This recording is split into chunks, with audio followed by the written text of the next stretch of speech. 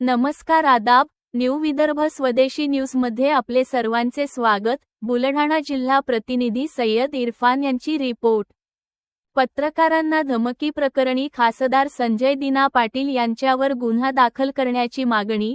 दिनांक 26 जून 2026 रोजी बुलढाणा येथे मुंबईचे खासदार संजय दिना पाटील यांनी इलेक्ट्रॉनिक माध्यमांच्या पत्रकारांना जाहीरपणे शिवीगाळ करत जीवे मारण्याची धमकी दिल्याचा आरोप करण्यात आला असून या घटनेचा बुलढाणा जिल्हा मराठी पत्रकार संघ व डिजिटल मीडिया परिषद यांच्या वतीने तीव्र निषेध करण्यात आला आहे.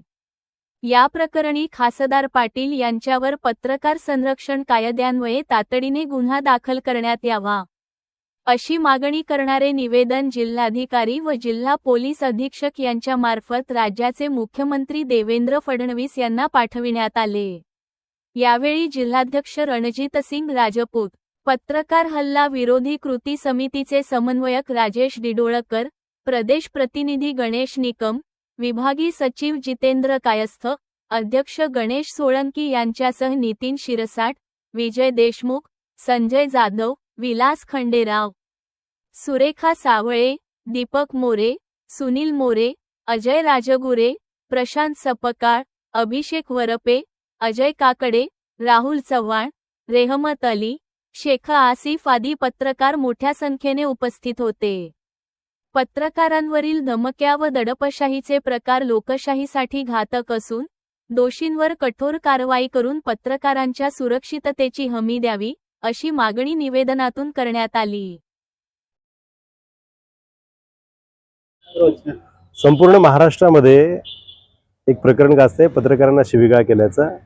मुंबईचे खासदार संजय दिना पाटील यांनी पत्रकारांना अर्वाच्य भाषेत शिवीगाळ केली, अश्लील शिवीगाळ केली, मारहाणीची भाषा केली, खाल्लं पिल्लं काढलं आणि दादागिरी सुद्धा केली.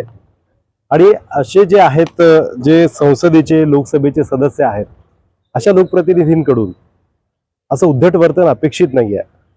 पत्रकारिता हा लोकशाहीचा चौथा आधारस्तंभ आहे. पत्रकार समाजहितासाठी लेखणी आपली झिजवतात.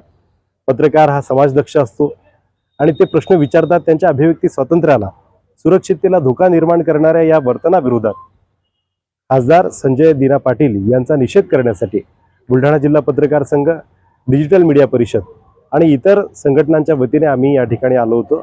आज जिल्हाधिकारी महोदयांना आपण निवेदन दिलंय, जिल्हा पोलीस अधीक्षक यांना पण निवेदन दिले, मुख्यमंत्र्यांना हे निवेदन आपण प्रेषित करतोय, पाठवतोय आणि ते जिल्हाधिकारी आणि जिल्हा प्रशासनाच्या मार्फत पाठवतोय.